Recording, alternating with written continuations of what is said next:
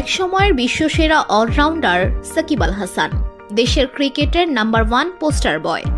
2010 সালে ইংল্যান্ডে county cricket খেলতে গিয়ে উম্মে আহমেদ শিশিরের প্রেমে পড়েন। 3 বছর লুকিয়ে প্রেম করার পর 2012 সালের 12 ডিসেম্বর বিয়ের পিঁড়িতে বসেন তারা। এই তারকা জুটির 3 সন্তান রয়েছে। সাকিবের স্ত্রী উম্মে আল হাসান শিশির জনপ্রিয় একজন মডেল এবং সফটওয়্যার ইঞ্জিনিয়ার। তিনি বাংলাদেশের নারায়ণগঞ্জে 29 ডিসেম্বর 1989 সালে জন্মগ্রহণ করেন। উম্মে আহমেদ শিশির 10 বছর বয়সে পরিবারের সঙ্গে যুক্তরাষ্ট্রে স্থানান্তরিত হন। তিনি মিনেসোটা বিশ্ববিদ্যালয়ে কম্পিউটার সায়েন্সে ডিগ্রি অর্জন করেন। 2010 সালে সাকিব ইংল্যান্ডে কাউন্টি ক্রিকেট খেলতে গেলে তার সঙ্গে শিশিরের পরিচয় হয়। তারা উভয়ে একই হোটেলে অবস্থান করছিলেন, যা তাদের মনোমুগ্ধকর রোম্যান্সের সূচনা করেছিল। ধুলো, ময়লা ও ক্ষতিকর ধূলিকণা থেকে নিমিষেই মুক্তি দেয় চৌধুরী এয়ার পিউরিফায়ার।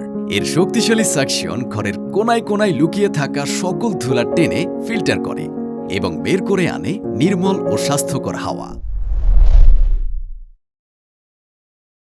শিশির মডেলিং জগতে নিজের জন্য একটি বিশেষ স্থান তৈরি করেছেন।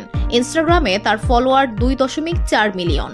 তিনি তার ফলোয়ারদের সঙ্গে পারিবারিক জীবন, ফ্যাশন পছন্দ এবং ভ্রমণের দুঃসাহসিক কাজের ছবি দিয়ে মুগ্ধ করেন। গত বছরের আগস্টে সাকিবকে নিয়ে নেতিবাচক নিউজ প্রকাশ হয়। খবর রটে বাংলাদেশ ক্রিকেট বোর্ডের বিসিবি সাবেক সভাপতি ও সাবেক অর্থমন্ত্রী আহম মোস্তফা কামালের মেয়ে নাফিসা কামালের প্রেমে মজেছেন সাকিব। একটি অভিজাত হোটেলে তাদের দুজনকে একত্রে দেখা যায়। সামাজিক যোগাযোগ মাধ্যমে ছড়িয়ে পড়া ভিডিওতে নাফিসার সঙ্গে সাকিবকে হোটেলে যেতে দেখা যায়। এতে সৃষ্টি হয় নানা আলোচনা সমালোচনা।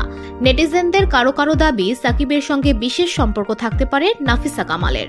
সেই সময় সাকিবের স্ত্রী উম্মে আল হাসান শিশির এক পোস্টে লিখেন, 13 বছর আগে আমি যে মানুষটির সঙ্গে আলাপ করেছি সে এখনো সেই একই মানুষ আছে। জীবনসঙ্গী হিসেবে সে 100তে 100 পাওয়ার মতো। আর আলহামদুলিল্লাহ আমাদের সুন্দর একটি পরিবার আছে। বিশ্বসেরা অলরাউন্ডার সাকিব আল হাসান আন্তর্জাতিক ক্রিকেটে একের পর এক রেকর্ড করে নিজেকে অনন্য উচ্চতায় নিয়ে গেছেন। ক্রিকেট থেকে রাজনীতির মাঠে নেমে দ্বাদশ সংসদ নির্বাচনে মাগুরা 1 আসন থেকে সংসদ সদস্য হন সাকিব। গত বছরের 5 আগস্ট সরকারি চাকরিতে কোটা সংস্কার নিয়ে সারা দেশে চলা আন্দোলনের তোপের মুখে পড়ে দেশ থেকে পালিয়ে যান প্রধানমন্ত্রী শেখ হাসিনা। তারপর থেকেই বিপদে পড়েছেন আওয়ামী লীগের এমপি, মন্ত্রী ও বিভিন্ন পর্যায়ের নেতাকর্মীরা। সেই তালিকায় আছেন আওয়ামী লীগের মনোনয়নে মাগুরা 1 আসন থেকে সংসদ সদস্য বনে যাওয়া সাকিব আল হাসানও। এই সমস্যার কারণেই তিনি এখন দেশ ছাড়া, দল ছাড়া। প্রতিভা থাকা সত্ত্বেও চ্যাম্পিয়ন্স ট্রফির মতো গুরুত্বপূর্ণ আসরে খেলা হচ্ছে না সাকিবের। VOD Bangla news desk.